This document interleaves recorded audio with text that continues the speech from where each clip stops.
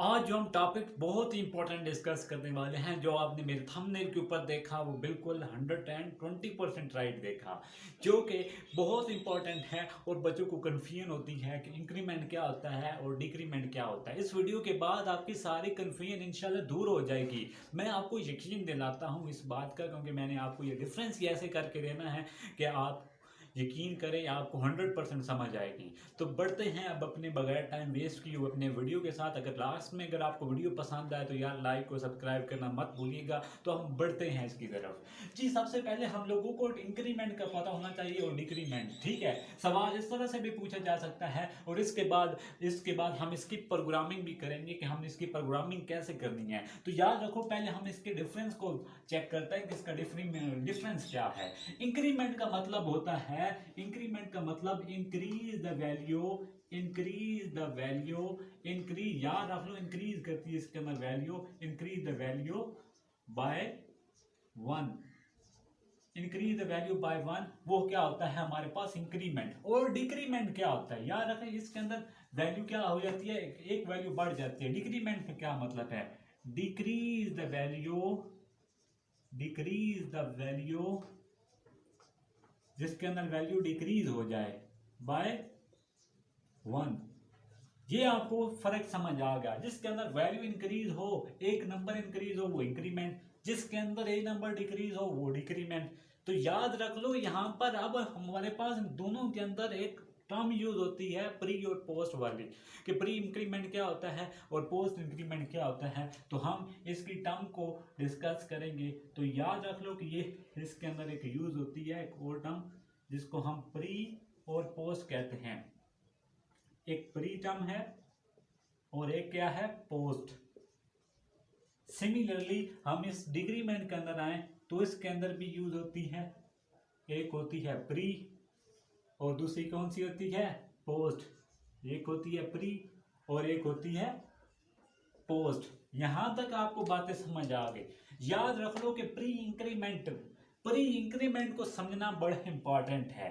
Pre increment का मतलब क्या होता है कि पहले चीज को इंक्रीज होती है। प्री इंक्रीमेंट, पहले चीज इंक्रीज होती है और बाद में कोई काम और होता है, पहले चीज इंक्रीज होती है। ठीक है, ये बात आप ज़हन में रख लें कि फर्स्ट चीज, कोई चीज जो है इंक्रीज होती है। सपोज कर लो कि हमारे पास एक इंटीजर है, हम मान लेते हैं कि ये एक इंटीजर है जो किसके बराबर है हमारे पास, सपोज कर लो कि वो 2 है। अगर वो इंटीजर 2 है तो हमें इसकी आउटपुट चाहिए, हमें इसकी आउटपुट के साथ गर्ज है। तो ये मैं आपको फॉर एग्जांपल बता रहा हूं, इसकी आउटपुट चाहिए।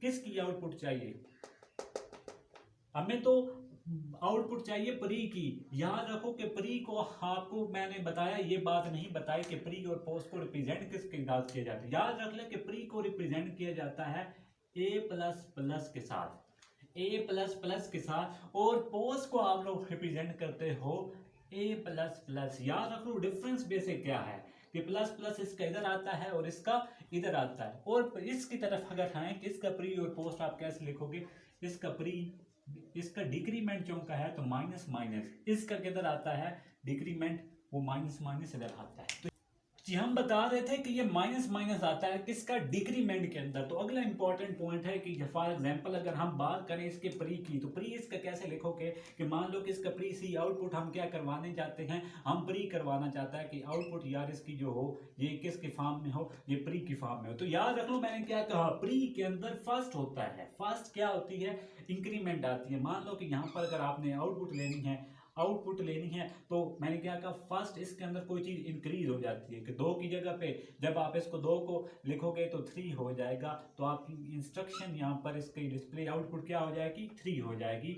ये इसकी डिस्प्ले आउटपुट क्या हो जाएगी, 3। याद रख लो इस ए प्लस प्लस को आप क्या लिख सकते हो, ए प्लस 1। इसी तरह ये क्या लिख सकते हो, ए माइनस 1। ये आपका होता है मतलब ए के अंदर कोई चीज इजाफा, 2 प्लस 1 क्या हो जाता है, 3। तो ये इसकी क्या हो गई, इंक्रीमेंट हो गई। ये डायरेक्ट आपने इसके अंदर पुट कर देना है। जब पोस्ट की बात करोगे, पोस्ट के अंदर भी हम यही एग्जांपल सपोज करो ले लेते हैं कि इंटीजर हमारे पास 2 की इक्वल है, तो हम इसकी आउटपुट करवाना चाहते हैं। आउटपुट कैसे करवाना चाहते हैं, पोस्ट करवाना चाहते हैं। पोस्ट के अगर होगा तो पोस्ट के याद रख लो कि जो इंस्ट्रक्शन होगी वो पहले नहीं पुट होगी, पहले जो आपका जो रिजल्ट होगा ये ए जो है इंस्ट्रक्शन क्या है 2, ये आपका पहले आएगा और जो इसकी इंक्रीमेंट होगी ना, इंक्रीमेंट वो बाद में होगी। वो कितनी होगी, पहले आपकी क्या होगा, पहले ये चीज़ स्टोर हो जाएगी, जो इसका इंटीजर है वो पहले स्टोर होगा, जो इसका इंक्रीमेंट है पोस्ट के अंदर वो बाद में होगा, वो 3 होगा। इस तरह वो स्टोर होगा। इसी तरह अगर आप इसकी बात करो, इसका इंटीजर सपोज कर लो हमारे पास 2 ही है, तो इसका सी आउटपुट आप क्या लेना चाहते हो, सी आउटपुट इसके अंदर आप डिक्रीमेंट चौका करवाना चाहते हो। डिक्रीमेंट के लिए आपका सिंबल मैं प्री डिक्रीमेंट करवाना चाहता हूं, तो चौका प्री लिखा है तो इसके लिए सिंबल यही है, तो इसको आप क्या लिखते हो a-1।